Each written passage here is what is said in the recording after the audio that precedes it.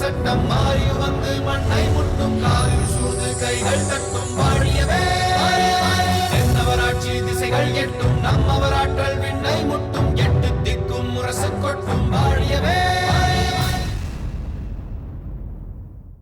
அவர்கள் யார், எங்கிருந்து வந்தவர்கள் என்பதையெல்லாம் விசாரிக்கவில்லையா? அங்குதான் நாம் ஏமாறும்படியாக ஒரு காரியத்தை அவர்கள் செய்திருக்கிறார்கள் இளவரசே. அவர்கள் தாங்கள் வசிக்கும் இருப்பிடம் என்று பூம்புகாரில் உள்ள மருவூர் பாக்கத்தில் இருக்கக்கூடிய ஒரு வீதியைத்தான் குறிப்பிட்டிருக்கிறார்கள். அவர்கள் குறிப்பிட்ட வீதிக்கு சென்று விசாரிக்கும் போது அவர்கள் 3-4 வருடங்களாக அங்கேயே இருக்கிறார்கள் என்று சொல்லப்பட்டது. அது மட்டுமல்ல, அவர்கள் அங்கிருக்கும் ஒவ்வொருவரிடமும் அரண்மனை வீரர்களாக பணிபுரிய வேண்டும் என்பதுதான் தங்கள் ஆசை என்று சொல்லிக் கொண்டிருந்திருக்கிறார்கள். அதனால் தான் அவர்கள் மீது எந்த சந்தேகமும் ஏற்படவில்லை. ஓ, அப்படியானால் இது பல நாட்களுக்கு முன்னால் இருந்தே திட்டமிட்டு செயல்படுத்திக் கொண்டிருப்பதாகும். சரியாக சொல்ல போனால் இருங்கோவேளின் மரணம் நிகழ்ந்த நேரத்திலிருந்தே இவர்கள் மிக நுணுக்கமாக திட்டமிட்டு இதை தொடங்கி இருக்க வேண்டும். தொலைநோக்கு பார்வையுடன் கால கணக்கிட்டு இங்கே வந்து பூம்புகார் வாசிகளாக தங்களை அடையாளப்படுத்திக் கொண்டிருக்க வேண்டும். ஒவ்வொரு செயலுக்கும் உரிய காய்களை மெல்ல மெல்ல நகர்த்திருக்க வேண்டும். அப்படியானால் இவர்களைப் போலவே இன்னும் சிலர் பரவலாக பூம்புகார் எங்கும் நிலை பெற்றிருக்க வேண்டும். இவர்கள் யார் யார், எங்கே இருக்கிறார்கள் என்பதை நாம் உடனடியாக கண்டுபிடித்தாக வேண்டும். அதுதான் சரி. கோட்டை தளபதியாரே, கூறுங்கள். தாங்கள் உடனடியாக நம் அரண்மனையில் பணிபுரியும் அத்தனை பேருடைய பின்புலத்தையும் ஆராய்ந்து கண்டுபிடிக்க ஏற்பாடு செய்யுங்கள். இவர்கள் நீண்ட காலமாக இருந்தவர்கள், நம்பிக்கைக்குரியவர்கள் என்று சொல்லப்பட்டாலும் அவர்களை பற்றியும் அவர்கள் வாழும் இடங்களுக்கு சென்று விசாரிக்க ஏற்பாடு செய்யுங்கள். அத்தோடு சென்ற 5 ஆண்டுகளுக்குள் பூம்புகாரில் புதிதாக குடியேறியவர்கள் யார் யார் என்பதை கண்டுபிடித்து அவர்கள் எங்கிருந்து வந்தார்கள், எதற்காக இங்கே வந்து வாழத் தொடங்கினார்கள் என்பவற்றையும் ஒருவர் விடாமலும் ஒரு விஷயமும் விட்டு போகாமலும் ஆய்வு நடத்த சொல்லுங்கள். மேலும் ஒரு முக்கியமான விஷயம் இருக்கிறது. சொல்லுங்கள் தளபதியாரே.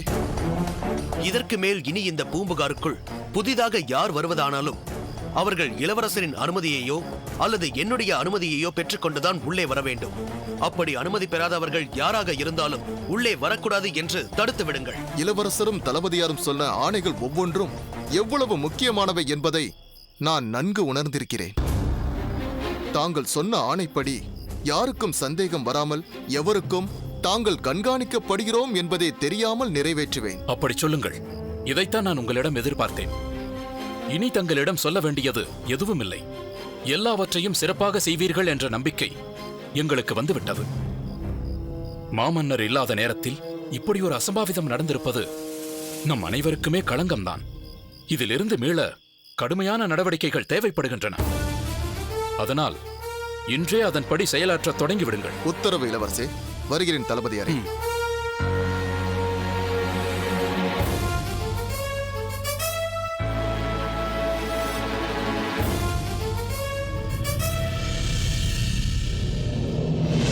சோழ மன்னர் பாண்டிய மன்னரின் உடல் நலம் விசாரிக்க இங்கு வரப்போகிறார் என்ற தகவல் எங்களுக்கு கிடைத்தது. சோழ மன்னரை சோழ நாட்டில் தாக்குவது கடினம். அதற்காகவும் இங்கு நாங்கள் முகாமிட்டிருக்கிறோம். சூழ்நிலை எங்களுக்கு சாதகமாக அமைந்தால் எங்கள் வேலையும் சுலபமாக முடிந்துவிடும். நீங்கள் பாண்டிய அரியணையில் அமருவதற்கான அத்தனை உதவிகளையும் எங்கள் வேளிர் குலம் உங்களுக்கு செய்யும்.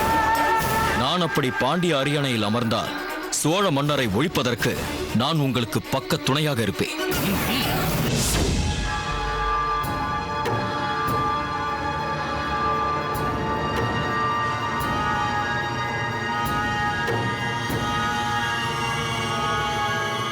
மணிமாறா, மணிமாறா, என்ன ஏதோ கனவுலகத்தில் சஞ்சரித்துக் கொண்டிருக்கிறாய்? என்னவாயிற்று மணிமாறா உனக்கு?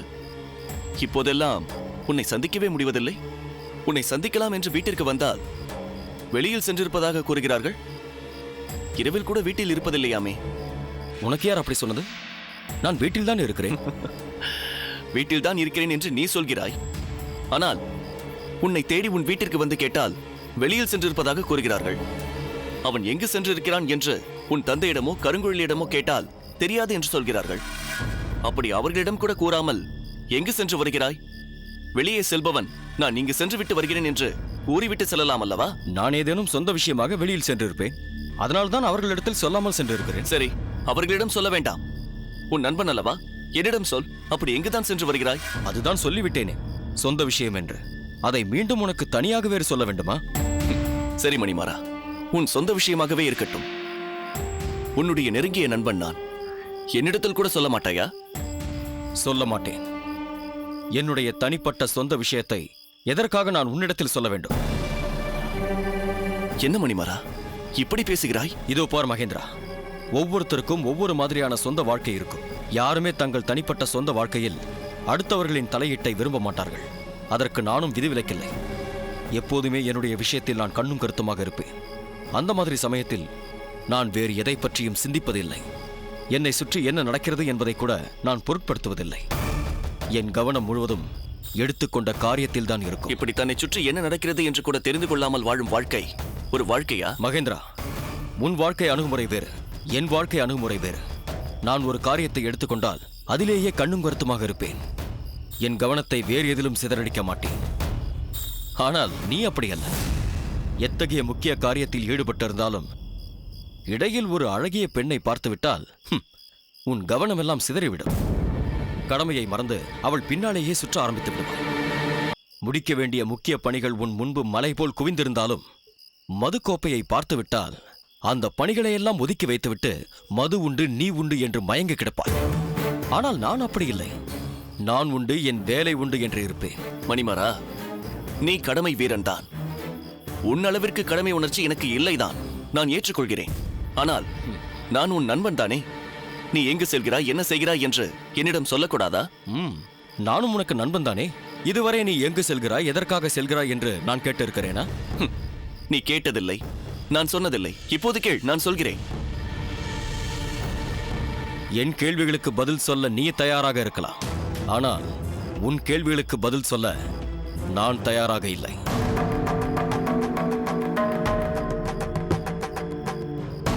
என்ன மணிமாறா, என்ன நடந்தது? எதற்காக இருவரும் சண்டையிடுகிறீர்கள்? என்ன இது? உங்கள் இருவருக்குள்ளும் என்னதான் நடந்தது? ஏன் இப்படி வாதாடி கொண்டிருக்கிறீர்கள்? இருவருக்குள்ளும் அப்படி என்னதான் பிரச்சனை? நான் எந்த பிரச்சனையும் செய்யவில்லை. நான் அப்படியேதான் இருக்கிறேன். உன் அண்ணன் மணிமாறனின் நடவடிக்கை தான் வர வர சரியில்லை. என் நடவடிக்கை சரியில்லை என்று நீ எப்படி சொல்கிறாய்? நானும் என் நடவடிக்கைகளும் எப்போதும் போல்தான் இருக்கிறது. இல்லை, வர வர உன் நடவடிக்கைகளில் மாற்றம் தெரிகிறது. மகேந்திரா, நீ எதை வைத்து மணிமாறனின் நடவடிக்கையில் மாற்றம் தென்படுவதாக கூறுகிறாய்? முன்பெல்லாம் எந்த விஷயமாக இருந்தாலும் என்னிடம் வெளிப்படையாக பேசுவான். இப்போது என்னிடத்தில் எதையோ மூடி மறைக்கிறான். இவன் உங்களிடத்தில் எப்படி நடந்து கொள்கிறான் என்று எனக்கு தெரியாது. ஆனால் என்னிடத்தில் மட்டும் எதையோ மூடி மறைக்கிறான் என்பதை உறுதியாக சொல்ல முடியும். நீ என்ன சொல்வது? நானே சொல்கிறேன். உன்னிடத்தில் நான் பல விஷயங்களை சொல்லாமல் மறைக்கிறேன். அதையெல்லாம் உன்னிடத்தில் சொல்ல எனக்கு விருப்பம் இல்லை. போதுமா? மகேந்திரா, உன்னை நான் எச்சரிக்கிறேன். இனியும் இதுபோல் எதையாவது பேசி என் கோபத்தை கிளறிவிடாதே. ஓ, உனக்கு மட்டும் தான் கோபம் வருமா? ஏன் எனக்கு கோபம் வராதா? என்ன மிரட்டுகிறாயா? மணிமாறா, அவன்தான் ஏதோ கோபத்தில் பேசுகிறான் என்றால் நீயும் ஏன் அவனுடன் சரிசமமாக பேசுகிறாய்? ஆமாம், நான் உங்களுக்கு சரிசமம் இல்லாதவன் தான். என்ன இது? ஏன் இப்படி? கரும்புள்ளி, உனக்கு எதுவும் தெரியாது. நீ இதில் தலையிடாதே. மணிமாறா, கூடிய விரைவில் நான் யார் என்று உனக்கு காட்டுகிறேன்.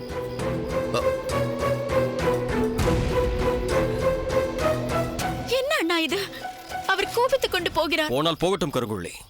யார் கோபித்துக் கொண்டு போனாலும் அதை பற்றி எனக்கு கவலை கிடையாது. என் லட்சியத்தை அடைய வேண்டும் என்ற ஒரே குறிக்கோளில் தான் நான் பயணித்துக் கொண்டிருக்கிறேன். யார் எனக்கு விரோதியானாலும் அதை பற்றி நான் கவலைப்பட போவதில்லை. மணிமாறா, உங்களுக்குள் அப்படி என்னதான் பிரச்சனை? எதற்காக மகேந்திரன் கோவித்துக் கொண்டு போகிறான்? அவன் வரும்போதெல்லாம் நான் மாளிகையில் இருப்பதில்லையா? அப்படி நான் எங்குதான் போகிறேன், எதற்கு போகிறேன் என்று அவனிடம் சொல்ல வேண்டுமா? ஏன் அண்ணா, நீங்கள் எங்கு போகிறீர்கள் என்பது யாருக்கும் தெரியக்கூடாத ரகசியமா? ரகசியம்தான். நான் பாண்டிய நாட்டு அரியாசனத்தில் அமர வேண்டும்.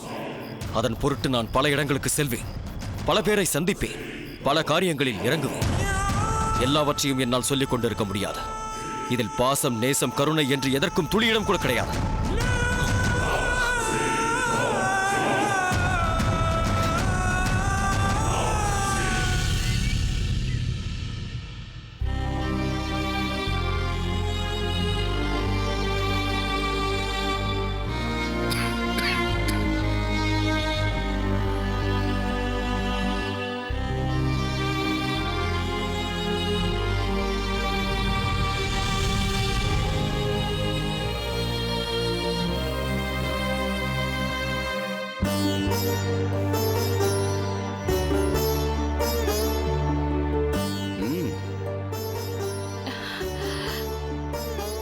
என்ன மங்கம்மா, ஏன் இப்படி திகைத்து நின்று விட்டாய்? தாங்கள் உறங்கிக் கொண்டிருப்பீர்கள். தங்களை எழுப்பி இந்த பாலை தரலாம் என்று கொண்டு வந்தால் நீங்கள் எழுந்து நடமாடிக் கொண்டிருக்கிறீர்கள். அதனால் என்ன, அதை கொடு.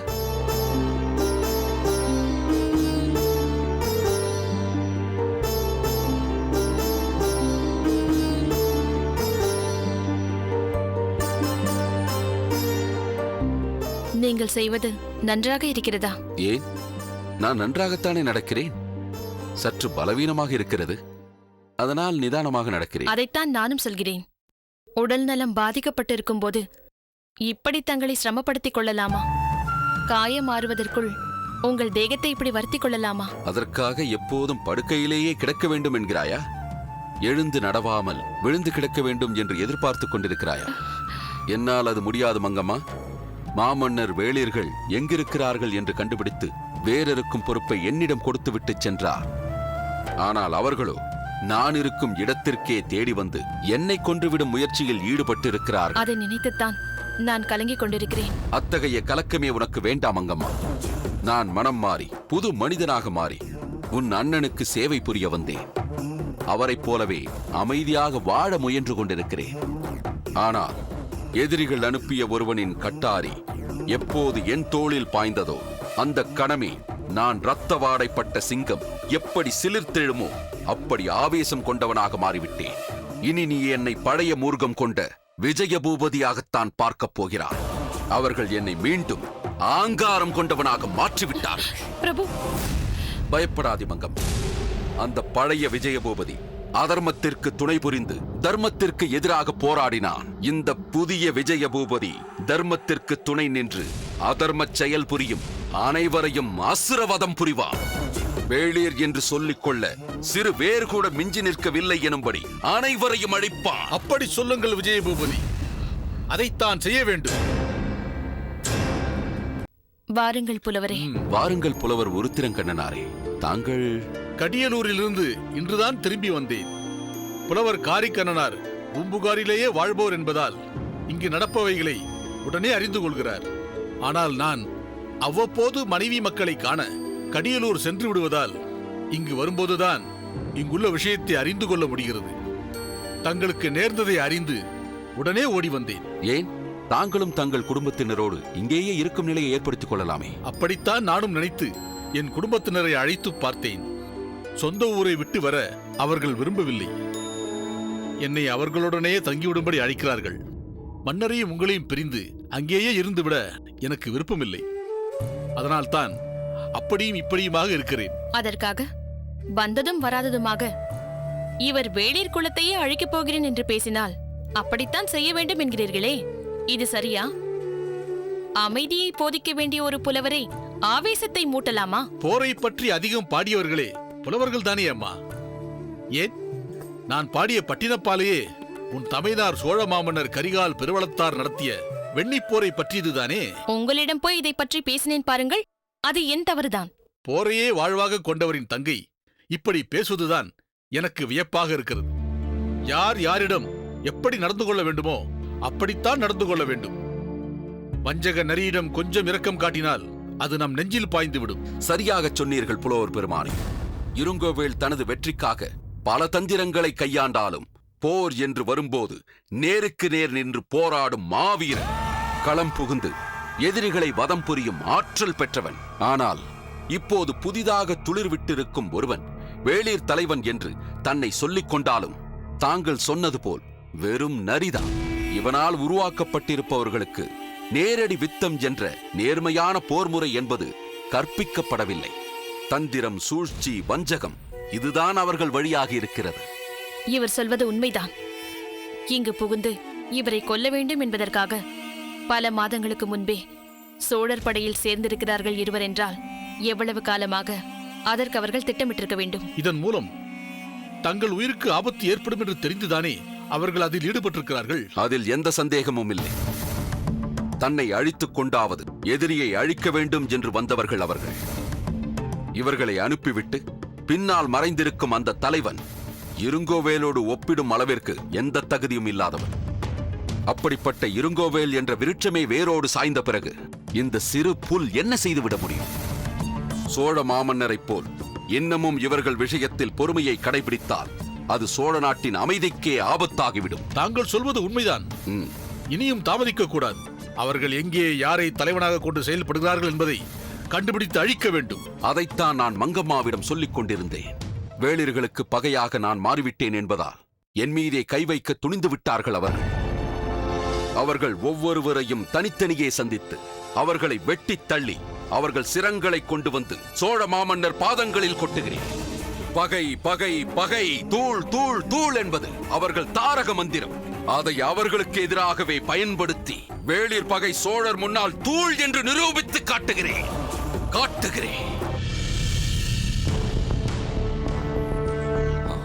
அமைச்சர் அவர்களே, பாண்டிய மன்னரின் உடல்நிலை குறித்து அரண்மனை வைத்தியர் என்ன சொல்கிறார்? மன்னரின் உடல்நிலையில் எந்த முன்னேற்றமும் காணப்படவில்லை. அதே நேரத்தில் அவரின் உடல்நிலை மோசமாகிவிடவும் இல்லை. அவருக்கு வாதநோய் ஏற்பட்ட போது எத்தகைய உடல்நிலை இருந்ததோ அதே உடல்நிலையில்தான் இப்போதும் இருக்கிறார். இப்போது வைத்தியர் நம் பாண்டிய மன்னருக்கு தரும் சிகிச்சை முறையை மாற்றி இருக்கிறாராம். அது நல்ல பலனை தரும் என்று அவர் எதிர்பார்ப்பதாக சொன்னார். எப்படியோ நம் பாண்டிய மன்னர் விரைவில் பூரண குணமடைய வேண்டும். அதுதான் என்னுடைய விருப்பம், பிரார்த்தனை, வேண்டுதல். உன்னுடைய விருப்பம் நிச்சயம் நிறைவேறும் முத்துநகை. பாண்டிய மன்னர் பூரண நலம் பெற்று மீண்டும் அரியணையில் அமருவார். பாண்டிய மன்னர் மீண்டும் அரியணை பொறுப்பை ஏற்றுக்கொண்டால்தான் நம் இளவரசர் இளம் வழுதிக்கும் வேலை பளு குறையும். இளவரசரை பற்றி பேசவும் தான் நினைவு வருகிறது. பார்த்திபன் பரிவாதினி திருமணம் முடிவானது பற்றி இளவரசரிடம் தெரிவித்தாயா முத்துநகை? அது தெரிந்தால் அவர் மிகவும் சந்தோஷப்படுவார். ஆனால் அதற்கான சந்தர்ப்பம் இன்னும் எனக்கு கிடைக்கவில்லை. காணாமல் போன வேளிர்குடி இளவரசி தாமரையை பாண்டிய நாட்டு ஒற்றற்படை ரகசியமாக தேடிக்கொண்டிருப்பதாக எனக்கு தகவல் சொன்னார்கள். தாமரையை பற்றி ஏதாவது துப்பு கிடைத்ததா? இல்லை மன்னா, இதுவரை தாமரையை பற்றி எந்த துப்பும் கிடைக்கவில்லை. பார்த்திபன் பரிவாதனை திருமணத்திற்கு நீங்கள் சம்மதம் தெரிவித்தது தெரிந்தால் தாமரையும் கூட மிகவும் சந்தோஷப்பட்டிருப்பாள். சேர மன்னருக்கு வணக்கம். வாசெழியா. மன்னவா, நலமாக இருக்கிறீர்களா? நான் நலமாக இருக்கிறேன். நீ எப்படி இருக்கிறாய் செழியா? பார்த்து வெகு நாட்கள் ஆகிவிட்டது. நானும் நலமாக இருக்கிறேன் மன்னா. நேற்றிரவு அமைச்சரை சந்தித்து பேச வேண்டும் என்பதற்காக உன் இருப்பிடத்திற்கு வந்தபோது அமைச்சரிடம் உன்னை பற்றி விசாரித்தேன். இப்பொழுதெல்லாம் இரவு நேரங்களில் நீ உன் இருப்பிடத்தில் இருப்பதில்லை என்று கூறினார். ஏன், என்னவாயிற்று? திடீரென்று பாண்டிய நாட்டில் அந்நியர்களின் ஊடுருவல் அதிகமாகிவிட்டது. நாடு முழுவதும் பரவலாக அவர்களுடைய நடமாட்டம் தென்படுகிறது. தலைநகர் மதுரையம்பதியில் மட்டுமல்ல, கொற்கையிலும் அவர்கள் தங்கள் கூடாரங்களை அமைத்திருக்கிறார்கள்.